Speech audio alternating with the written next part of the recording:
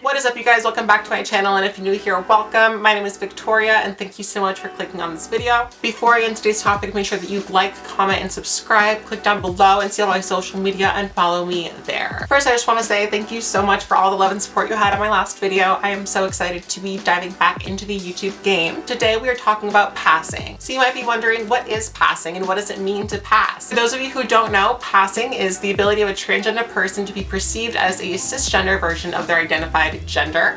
So it's the ability to walk down the street and not be clocked, not have someone look at you and know that you're transgender. Passing is a dangerous concept. There are pros and cons of passing and not passing, and whether or not you pass does not make you more or less of a woman or a man. It is simply a way that we have to conform. There's an article on Vice by Ceci Blanchard titled "Transgender Woman Explains What It's Like When They Don't Look Trans." I'll link that down below.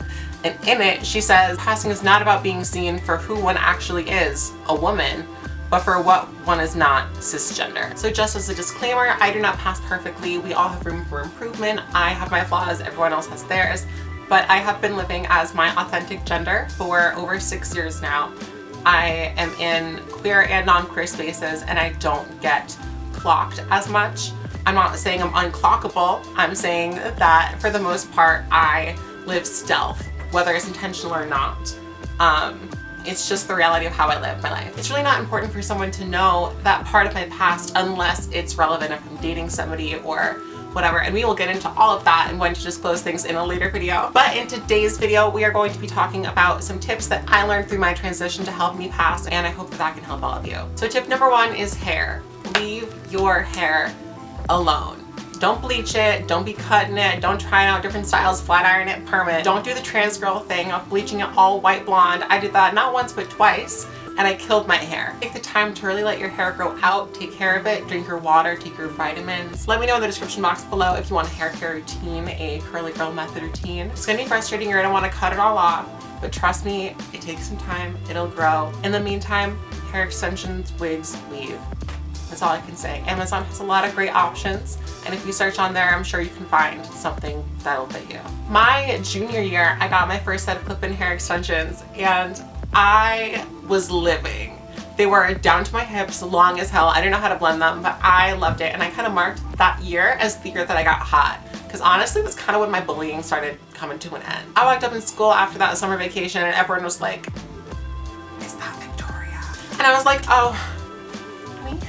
Yeah, so take care of your hair and make sure that you take care of not only your hair, but your skin. Let's get into skin, honey. Male skin and female skin are different skin. As you get on hormones, your skin will definitely smooth out. Now for me, my acne really went away. My skin is pretty soft. Take time to drink water, moisturize. I love some Pond's dry skin cream. Set up a skincare routine. It doesn't have to be a lot, just enough to keep you nice and soft and fresh. Also, another tip is to exfoliate. If you are shaving your face, if you are someone who has some dead skin in your face or acne or rough patches or pimples or anything like that, make sure that you exfoliate away the dead skin cells and your skin can regenerate, and it's a lot healthier. I use St. Ives, use it almost every day. You probably shouldn't, but I still do, and my skin is soft like butter. Speaking of shaving, you need a 5-blade razor. You need one. You just need one. Go out and buy yourself a 5-blade razor. I use, I think, Gillette Fusion 5, just whatever cheaper men's razor you can get. It works so much better head to toe. I love having a smooth shaved body, and that is the key for me to get that perfect close shave. So one thing people don't really talk about a lot is facial positioning. It's not just your skin, it's not just your makeup, but it's the way that you hold yourself together. For example, sometimes people would walk around with their face totally relaxed and have a lower looking brow bone like this. Whereas if you raise it just a little, not enough to create wrinkles in your forehead, but just enough to kind of round out the brow bone, you can see it really keeps that ridge from forming, and it makes your face look a lot more raised up. You can also smile a little bit all the time, not even smiling, but just like, I don't know if you see the difference but it makes the profiles of my face look a lot different, and because I look like this all the time, it's sort of just how my face naturally falls. So for the most part, it really feminizes your face without any kind of surgery. What everybody is waiting for is makeup. Now I can do a whole male to female makeup transformation video for you guys if you like. I used to wear a lot of makeup all day, every day, and that is not how I live my life today. I know that you see me with this full face of makeup on right now and think that this is just how I am. For the most part, I don't really wear makeup, or I'll wear like an eyebrow and some mascara and that's it. I think just a little bit, like a little bit of mascara is enough to set you off and make you look 10 times more feminine. When it comes to makeup, less is more. Of course, you don't want to have anything poking out. Like if you have a 5 o'clock shadow, covering that might be in your best interest. For me, I transitioned at about 14, so I don't have much to cover. And I, for the longest time, would go to my classes, my 8 a.m. classes even, with a full beat face of makeup, my like perfect flat ironed hair, and no one else looked like that. Like all the girls from Jersey just had their crusty mascara from last night and a hoodie because no one cares. But I looked inappropriate for the setting. So I stood out a lot more than I do now, where if I'm in school, I don't put that much effort in unless I have a special occasion because no one else is. And now I feel like people value me for my ideas more, and I feel like I get stared at way less. Being mindful of what's appropriate for the situation is also important when it comes to clothing. It's very common for trans women, and especially trans women transitioning at a later age, to have a little bit of ambivalence when it comes to figuring out how to dress. If you are going to a picnic, going to church, and you're wearing patent leather pumps, if you want to, be my guest, honey. I'm sure you'll look fly. However, you might stand out more than you like. This video is all about blending in. It's not about personal taste. It's not about what is and isn't female. It is all just what I have learned in my experience and how to really help yourself blend in. So if you're wondering what people your age are wearing or what to wear to a certain venue, I suggest bringing your phone or a notepad or something and looking at the people that you want to look like and looking at the women your age.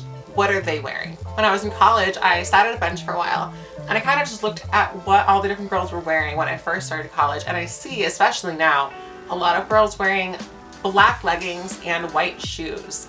So I keep looking off to the side, I'm just thinking. I keep seeing girls wearing black leggings and white shoes, sometimes a scarf, a lot of scrunchies with scrunchies, certain kinds of backpacks, certain kinds of colors, certain kinds of fabrics. And those are things that I picked up on little by little, found things that I genuinely liked, so I wasn't just assimilating to cisgender culture. But I found things that I liked and that worked for me, and I incorporated that into my style today, and I really got to where I want to be. So speaking of clothing, we're moving on to the body. So first we're going to talk about silhouette and then movement. When it comes to a silhouette, there's no one right shape for a woman, of course.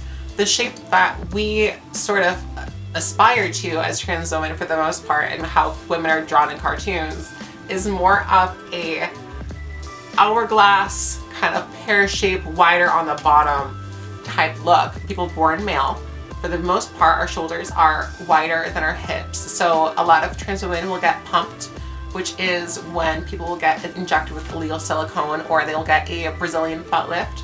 These are things that are options, but not always the safest. I would love a BBL, but that's not gonna happen anytime soon because I don't have the funds. Subscribe down below. Not all of us can look as snatched as Nikita Dragon or even the doll. As much as I love their looks, I was kind of damaged from seeing a $100,000 body every day.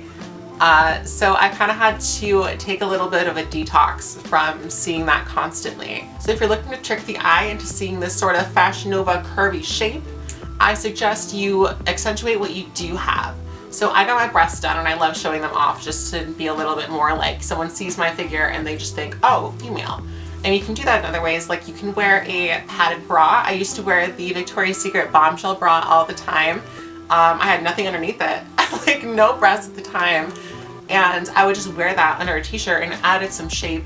It was soft enough to where if you hugged me or something, it still felt like I had breasts. You can do this in other ways by wearing like an A-line skirt or a flared out skirt. It cinches in up here and then it flares out even if you don't have any hips, and it looks like you have something even to your shoulders. Next, we're gonna talk about posture. So this is something that I have a little bit of trouble with. I am pretty tall. I mean, I'm 5'9", I'm not like super tall, but I like to slouch a lot. I like to be shorter than people, and it was pointed out to me that when you're slouching, not only is that bad for your back, but it's not as ladylike. And for me, I like to be a little bit more ladylike sometimes. Not all women are, not all trans women are or should be, but that's just how I like to be. So I like to keep my back up straight. You can really tell from different angles. If you just keep your back up straight and you kind of move a little more fluidly, a little softer, it can really feminize the way that people see you and the way people interact with you. Some people do things like padding, where you get sort of a foam and put it underneath your clothes and it can widen your hips, or you can put it on your breasts. For me, that was a little bit too draggy, but for some people it's something that they really want to do. There's also tucking. Tucking is very important if you are someone that wants to give the illusion of having a vagina. I have since had surgery, so I don't need to do that anymore, but I'm happy to help out. I will link down below a few tucking tutorials that I used to follow, and some things like padding videos, different feminizing videos down below. There are some great YouTubers out there and you should go check them out. When it comes to movement and posture, not only should you be sitting up straight, and not all the time because you don't have to always be like, but moving with a little more grace, a little softer movements. Sitting instead of with your legs spread, with your legs crossed. Practice the way that you walk around, the way that you walk up and down stairs. Instead of, you know, keeping the weight on the bottom, you can hear my bed creaking. Instead of keeping the weight on the bottom of your feet and stomping everywhere, try to keep it a little light. Try bouncing around as you walk. Try moving your arms as you walk. You know, those are things that you don't think about, but if you videotape yourself for a day, you can really see the ways in which you might out yourself. Now let's talk about a more sensitive topic, which is the voice. Speaking of voice is a difficult topic for a lot of transgender women, including myself. Hormones don't change your voice. If you are female to male, the hormones will stretch your vocal cords out, resulting in a deeper voice. But once those vocal cords are stretched, there's no way to get them shrunk back down unless you have surgery. And if you're interested, you can look up the Yisan Voice Center on YouTube, and they have great results, but it's very expensive and there are a lot of risks with the procedure. So for me, I haven't really taken my voice training very seriously. I started transitioning pretty young, so this is close to how I sound naturally. But if you're interested, I will link down below a great YouTuber named Zoe Alexandria. She is a very intelligent, very beautifully spoken trans woman, and I would never know that she was trans just from her voice alone. If you sound like Tarzan, look like Jane, people might be a little suspicious. I like to say that your voice is your second face. People can clock you from your voice, or if you look a little androgynous but you have a bright feminine voice, people might look at you and just think, oh, female, and just write it off as female. But if you look even as female as possible and you come in with a deep voice, people can clock you pretty fast. So my final tip for you all is confidence. Walking around with your head held high and a smile on your face can make you look and feel better than you ever thought possible. If you're walking around and you look, you know, kind of insecure, or you look like you're trying to hide something, people will notice that and wonder what it is that you're insecure about. They might look for a couple more seconds and find something out about you that you might be trying to hide. Not that being trans is something to hide, but you know what I mean. Keep your head held high, be kind, smile to people, and people will love being around you whether they know you're transgender or not. It won't matter anymore. When I transitioned in early high school, I got bullied a lot. I grew up in a farm town. There are Trump stickers all over my county, but as you can imagine, I got bullied quite a bit. So I would get off the bus, I would walk from class to class with my headphones in, full blast, blasting some kind of strut music, something to get me walking with some purpose, and I kept my head held high. People thought that I had the most confidence in the world, and I was on the verge of a breakdown every day. But because of that confidence, people stopped bugging me.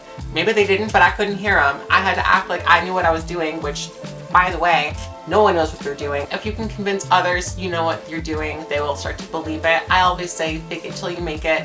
And here I am today. Alright, so that is going to wrap up my video for today. Remember to like, comment, and subscribe, and most importantly, remember that passing or not passing does not make you more or less of a woman. Not everybody has the resources, the support, or the want to pass. There is no need to conform to cisgender ideas of beauty and femininity, but if you want to do so for your own benefit, be my guest. I hope that my tips have helped you. Make sure you give this video a big thumbs up if you liked it. If it helped you, leave a comment down below letting me know what else you want to see from me. And until I see you guys next time, I love you guys. Good luck.